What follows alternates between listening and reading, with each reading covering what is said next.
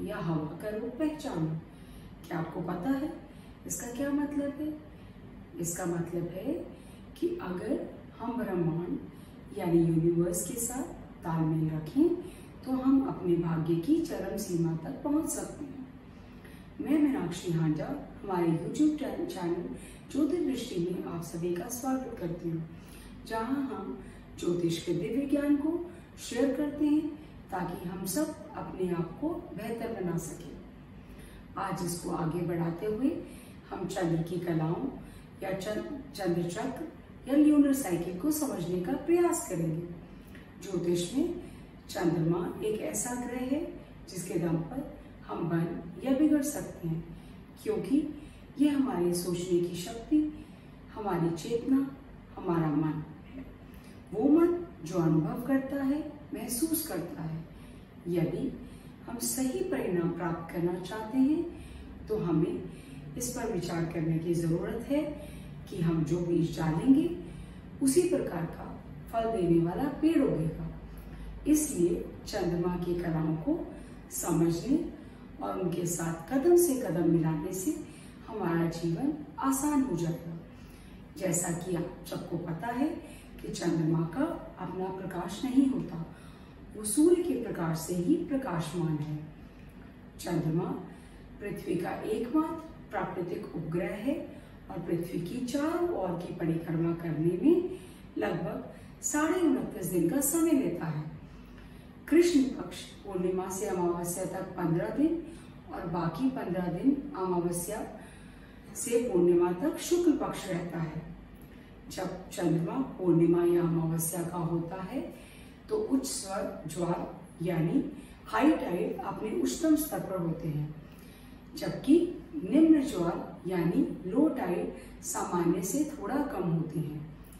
सूर्य का gravitational force यानी गुरुत्वाकर्षण अन्य सीमा के तुलना में महासागरों को और ऊपर उठाता है। मानो या न मानो, ये वैक्सिंग और वैनिंग यानी घटता बढ़ता अर्धचंद्र जो चंद्र चक्र का हिस्सा है, हमारी विचार प्रक्रिया और हमारे जीवन को प्रभावित करता है। चंद्रमा की हर कला के साथ एक अलग ऊर्जा जुड़ी होती है।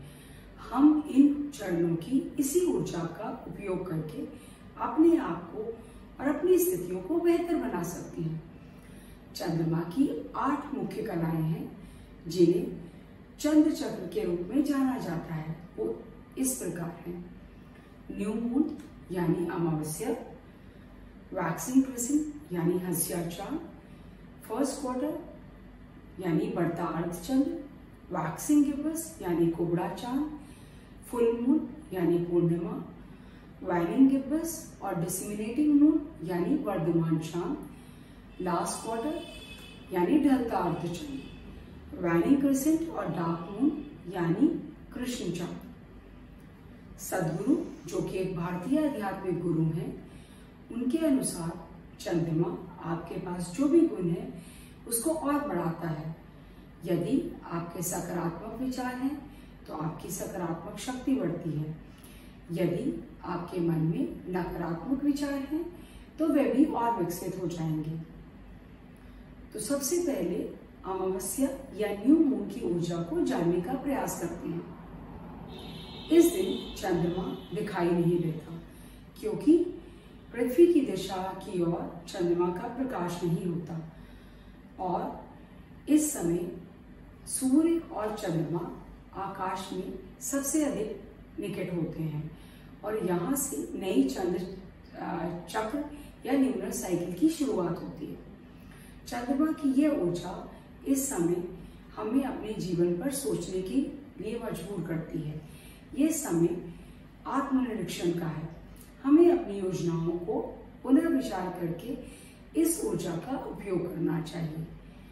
ये वक्त पृथ्वी के अंदर छिपे हुए एक बीज की तरह है, जिसे देखा तो नहीं जा सकता, लेकिन इसमें काफी संभावनाएं हैं। हमें जो भी हासिल करना है उसकी कल्पना करें और उस पर मनन करें। अब हम वैक्सिंग क्रिसेंट या हंसिया चांद पर चर्चा करेंगे। इस ऊर्जा के समय हमें अपने लक्ष्यों और उनके परिणाम की तरफ पहला कदम बढ़ाना चाहिए, ताकि हम अपने जीवन में नए बदलावों के बीजों को बो सकें। इस ऊर्जा का यही सही इस्तेमाल है। इस चंद्रमा का मूल सिद्धांत है अटल इरादा और पक्का विश्वास। वो बीज जो हमने अमावस्या के समय बोए थे, उस पर कार्य करने का अब पहला कदम बढ़ाने का वक्त है। ये शुरू के संघर्ष की अवधि है, जिसमें बीज को उगने के लिए जो संघर्ष करना पड़ता है, बीज को विभाजित या ब्रेक होना पड़ता है और एक हलचल की प्रक्रिया से गुजरना पड़ता है। लेकिन ये हमें प्रेरणा देता है कि हम अपने लक्ष्यों की तरफ पूरे जोश के साथ आगे बढ़ें। हमारा सुझाव है कि इस समय अपने स्वप्नों को गले लगाएं और अपनी इच्छाओं पर ध्यान को केंद्रित करें। अब हम फर्स्ट क्वार्टर यानी बढ़ता अर्धचंद्र को समझने का प्रयास करते हैं। ये ऊर्जा चाहती है कि हम अब अपनी सोच को कर्म में बदलें। ये समय हमें प्लान्स और एक्शंस यानी योजना और कर्म पर रोशनी डालने की जरूरत है। हमें अपने अंदर बदलाव को और मजबूत करने पर काम करना होगा, ताकि जो बीज हमने बोए थे उनको पानी और खाद मिल सके, जिससे वो तेजी से फले और फूले। ये उम्मीद और सकारात्मक बने रहने का समय है। अपने सपनों को संजोने और अपनी उम्मीदों पर केंद्रित रहने का वक्त है। अब वैक्सिंग गिब्बस या कुबड़ा चांद को जानते हैं। ये चंद आधे चांद से बड़ा और पूरे चांद से छोटा है। ये ऊर्जा चाहती है कि हम अपने अमावस्या से अब तक के किए हुए कार्यों पर दोबारा विचार करें। ये अपने विचारों, अपनी स्थितियों, भावनाओं को साफ और स्पष्ट करने का समय है। अपनी जिंदगी में जो बदलाव हमें अपने अंदर लाने की जरूरत है, उस पे काम करने की आवश्यकता है। अपनी उपलब्धियों और लक्ष्यों का मूल्यांकन करें। हमें ये समझने की जरूरत है कि हमारी रणनीति काम कर रही है या नहीं, और उसके अनुसार क्या बदलाव करना चाहिए। हमारी योजनाएं, हमारी रणनीति और हमारी लक्ष्यों को ठीक करने का यही समय है। सकारात्मक विचारधारा से हमको बढ़ावा मिलेगा और हम पूर्णिमा पर परिवर्तन के लिए तैयार होंगे। आप पूर्णिमा यानी फुल मून को जानते हैं। पूर्णिमा की ये ऊर्जा बहुत उच्च, सबसे बड़ी और प्रभावशाली होती है। हमारी अपनी ताकत भी बुलंदी पर होती है। तीव्रता से काम करने की क्षमता भी अधिक होगी। इसका मतलब है हमारा आत्मविश्वास भी अधिक होगा। ये दूसरों पर हमारे प्रभाव और उनकी प्रतिक्रिया को समझने का समय है। ये हमें हमारी स्थितियों और दृष्टिकोण को स्पष्टता देता है। पूर्णिमा हमारे लक्ष्यों और हमारी उपलब्धियों को पूर्ण प्रकाश देती है। चूंकि पूर्णिमा में सब कुछ रोशन होता है, इसलिए यह हमारे अंदर के ज्ञान को भी रोशन करती है। यह समय त्याग का है, तो सोचो आपको कौन सी आदतों को बदलना है और अपने आप को बेहतर बनाना है। इस समय आपसी संबंध अधिक तीव्रता पर होते हैं, इसलिए उनको बेहतर बनाने के लिए और आगे बढ़ने के लिए पिछले विवादों को छोड़ना होगा। इस दिन आप स्पा जाएं और क्रिस्टल चार्ज करें। अब देखते हैं वैनिंग गिब्बस और डिसेमिनेटिंग मून यानी वर्धमान चांद हमारे लिए क्या मैसेज लाया है। पूर्णिमा के साथ हमने दुनिया को दिखाया था कि हम किस मिट्टी के बने हैं।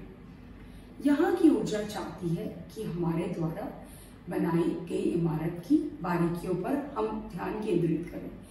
इस ऊर्जा का उपयोग करके हमें अपनी सुधार प्रक्रिया को और आगे बढ़ाना है। इसके अलावा हमें ईश्वर का शुक्रिया करना भी नहीं भूलना है, जिसने हमें यहाँ तक पहुँचाया है।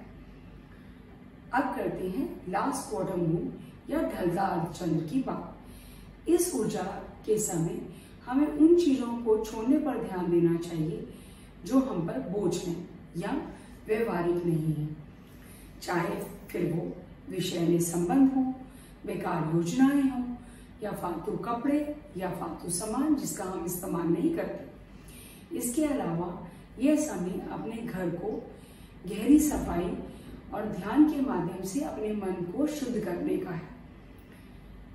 यहाँ पर आप अपनी बुरी आदतों को प्रभावी ढंग से छोड़ सकते हैं।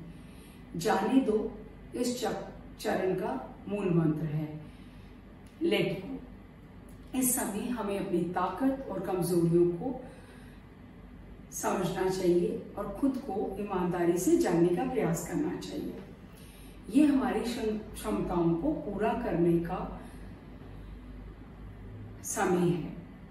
ये अवधि संगठनात्मक और प्रबंधकीय क्षमताओं का परीक्षण करती है। इस समय ये ऊर्जा हमें अपने खर्चे पर समुदाय और सामाजिक निर्माण की ओर प्रेरणा देती है, ताकि जो परिवर्तन होगा वो संकट के कारण हो सकता है। यह ऊर्जा चाहती है कि हम आलोचनाओं को स्वीकार करें और नम्रता सीखें। हम नए सामाजिक आदर्शों का निर्माण भी कर सकते हैं और अपना रवैया बदलकर संकट से बदलाव की दिशा की तरफ बढ़ सकते हैं। अब आखिरी बारी है वैनिंग क्रिसेंट और डार्क मून यानी कृष्ण चांद की। ये ऊर्जा चाहती है कि हम थोड़ा रुकें और आराम करें। यह समय शांति से थमने का है, क्योंकि जल्दी ही हमें नई शुरुआत करनी है। चलिए नए चंद्रमा की शुरुआत होने से पहले, नए चंद्र चक्र के आगे बढ़ने से पहले हमने अपनी ऊर्जा को इकट्ठा करें और बढ़ाएं। हम अपने अतीत के अनुभवों को सामाजिक और संगठित संस्थाओं में साझा करें और सेवा के लिए इसका इस्तेमाल करें। ये समय ऊपरी शक्तियां भी हमें इसी दिशा की ओर ले जा रही हैं। सेंधा नमक और फूलों के साथ स्नान का आनंद लें। चंद्रमा की कलाओं में अभी बहुत कुछ और कहा जा सकता है। उदाहरण के लिए, आप चंद्रमा के किस चरण में पैदा हुए हैं, वह बताएगा कि आपका व्यक्तित्व कैसा है। यदि आप आगे अनुसंधान यानी रिसर्च करना चाहते हैं, तो आप चंद्रमा के अनुसार तिथियों पर काम कर सकते हैं और प्रत्येक तिथि चांद की 16 कलाओं पर आधारित है और उस ऊर्जा का हमारे जीवन की सफलता की दिशा में क्या उपयोग है और उस ऊर्जा का उपयोग हम सफलता के लिए कैसे इस्तेमाल कर सकते हैं। अगर आपको लगता है कि हम आपको कुछ बेहतर ज्ञान देने में सफल हुए हैं, तो कृपया लाइक बटन दबाएं, हमें सब्सक्राइब करें और बेल आइकन को दबाना ना भूलें। अंतिम बात कि ज्योतिष का मूल सिद्धांत है कि हम एक अच्छे और नेक इंसान बन सकें, इसलिए नेक बनो और नेकी करो। और दोस्तों, इसी के साथ मैं आपसे विदा लेती हूँ। नमस्कार, और जल्दी ही हम एक दिलचस्प विषय के साथ फिर दोबारा आपके साथ रूबरू होंगे।